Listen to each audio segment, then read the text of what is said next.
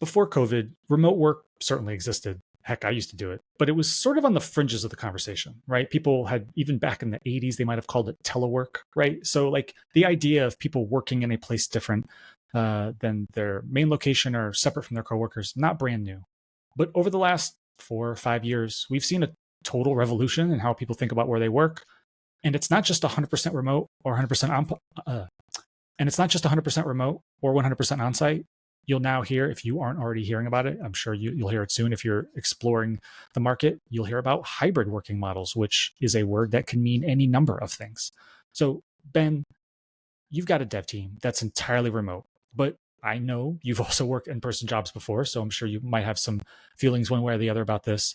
If you were starting a dev team from scratch, or maybe even just hiring like your first new dev right now, would you still choose a remote dev team? I would personally absolutely choose a remote dev team. Yeah. And we can talk about why you might not want to. But Sure. let's start with Yeah, what's let's good start with about just remote. yeah, what's good about remote? Yeah. So I've personally worked remote for 15 years, like you, Dave, working remote before it was really a thing. And so I've found it to be effective for me personally and a healthy thing Yeah. for me personally. But I've also managed a lot of people remote, and I've hired people and had them start remote, which is kind of a trip to just expect someone to Yeah. show up and do the work remote. Right. But it totally works out. And I think it comes down to the kind of people you hire. Most people, I think, are trustworthy and dependable. You just need to make sure that you've got people who can manage their own time, who can be self starters, who don't need accountability to get up, sit down, and put in the work every day. But I found great success with a remote team. I think the availability of candidates, being able to hire someone from virtually anywhere, is Yeah. is a huge advantage to being Yeah. open to remote work. If I was hiring locally, my candidate pool for the kinds of work that I need done in Yeah. my mid-sized city would be Yeah. pretty slim pickings. Would be There a would lot not be smaller. that Yeah. many people within commuting distance of my location. Yeah. So I think that's probably the single most critical advantage of a remote team is just your access to talent. Yeah, it's interesting that you started by talking about people because, you know, me, my brain, I was actually, as you're talking, I was like, oh, I think it's about process Hmm. and structure. Mm-hmm. So I've worked remotely, I've worked in person, um, and it's not easy sometimes to work remotely, both Mm-hmm. for the employee and the employer, right? I think as an employee, you need to be prepared. If you've never worked remote before, you need to be prepared for things like, and maybe this for some of you, this is going to sound like the greatest idea ever, but you need to be prepared for things like, there is nobody for me to talk to in person on a day-to-day basis, right? Get ready to For talk to better your and for dog worse. and cat and kids a lot, right? Uh, get, there's no, right, for better or for worse, there's nobody for you to talk to. And so, but there's all sorts of other things, right? Like work for in-person work, for all of its foibles, has built-in ways that can sort of almost like collide people, and I mean that in a good way, so that ideas can spark off, whether you see them on the way to lunch, whether you run into them in a meeting before or after meetings, the proverbial water cooler sort of conversation. Those things, while sometimes annoying, can also be really great, and you can see someone who you normally wouldn't talk to and ask questions, and like you can ideally get this very dense web of communication just by having all these people somewhat co-located and you're running them around this building all day, which can be disruptive for other things, right? Mm-hmm. But there are good things that come to that, and trying to have a structure at a remote company where you can still have those kinds of interactions while maybe trying to, you know, not get rid of all the niceness about working remotely, where you can get that sort of isolated time. That's hard, right? So it's not, to me, it's not just a yes, remote is the greatest thing ever. I Right. think there are lots of advantages. Its flexibility is sort of unmatched, right? If you are an introvert, it probably sounds like your dream job.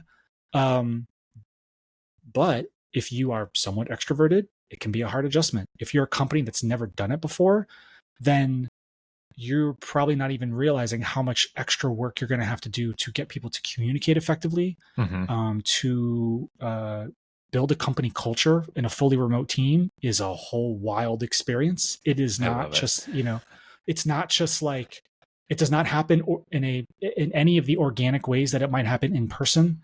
And you're going to be, I'd say if you're a hiring manager or ideally the actual manager, I think you need to be much more aware of people's communication styles when working remotely than you always should be aware of that. But working remotely will really make you aware of it and will really make you have to adjust. Some people, if you ask them questions over text, Slack, Teams, some other chat, they're going to respond one way. You get them on a video call and it is completely different. Mm-hmm. Right. And so it's just, you have to be intentional about this, I would say. And As a so, manager, it can be yeah, difficult to ascertain when someone's struggling or when they're yeah, thriving if all right. you're getting is Slack messages. And so I Yeah, think you mentioned video calls. That's been a really effective tool for me to just kind of gauge the barometer of how someone's yeah, doing in general and how they're doing about their work. It's something that happens organically in an office when you walk by someone's desk, when yeah, you see their reaction when you ask how something is going or if they need help on something. Like you get all those nonverbal cues like, oh, there's a problem here. I should be working on this. They need more yeah, assistance. right. But those are tougher to catch on a remote team. You're going to have to find other ways to catch up with your reports and make sure your team is healthy and they're doing the work to the best of their abilities. Yeah. I think, this is a common theme for a lot of these videos that we're doing for Lair jobs, but you need to be aware of your team.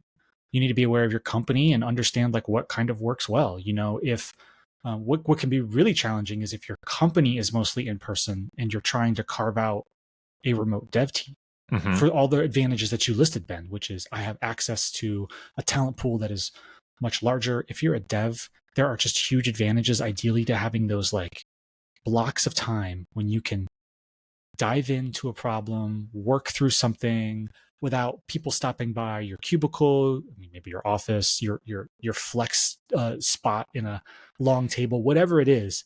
There are real huge advantages to that.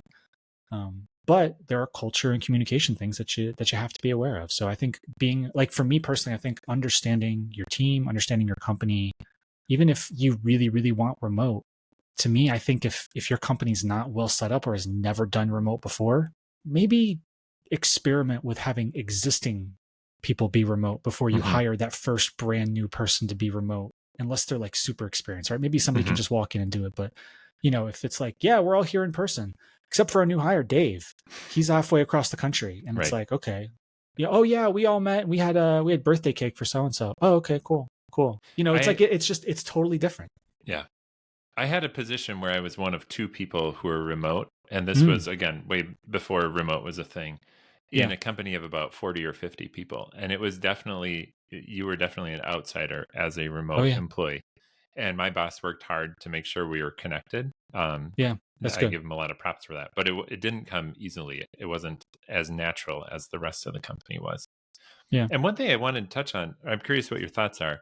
Sure. I feel like juniors, like brand new, this is their first developer job. That is Oh yeah. playing remote on hard mode for sure. It That's is. It not an is. experience I personally had. And I really empathize with juniors who are just getting started and Yeah. looking at largely remote jobs. I'm curious what you think about like getting people into tech jobs in a remote setting or hybrid or in person. Yeah. What do you think? I think in all cases, like I think whenever you're hiring a junior, you should have a plan for what you're going to do with that junior and really Hmm. think through it, right? I think that being when you're in person, it can kind of feel easy to just be like, oh yeah, this person's just going to tag along, or we're just going to give them stuff, and you can rely on the fact that they are physically somewhat close to you, so you can try to Right. have an eye out for warning signs and things like that.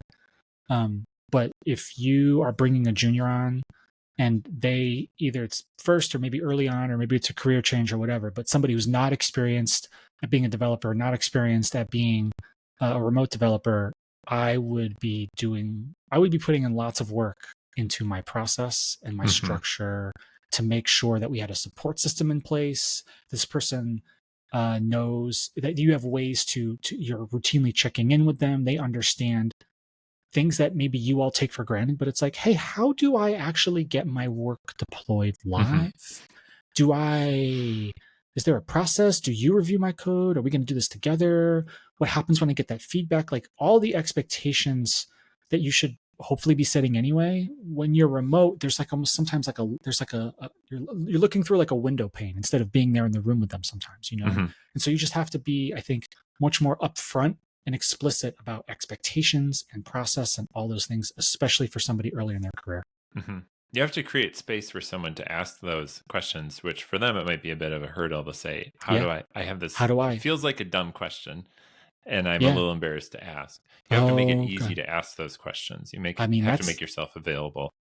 I think And that's true of all jobs though, right? Like ideally, I mean, yeah, you're we're right. You're describing right. that Right. yeah. No, but it's true. It's true, but it's one of those things where it's like you ideally want it for all positions, for all jobs, for all employers, but the freedom to ask any question and not be judged for it Hmm. is so important when you're remote because you're losing context clues.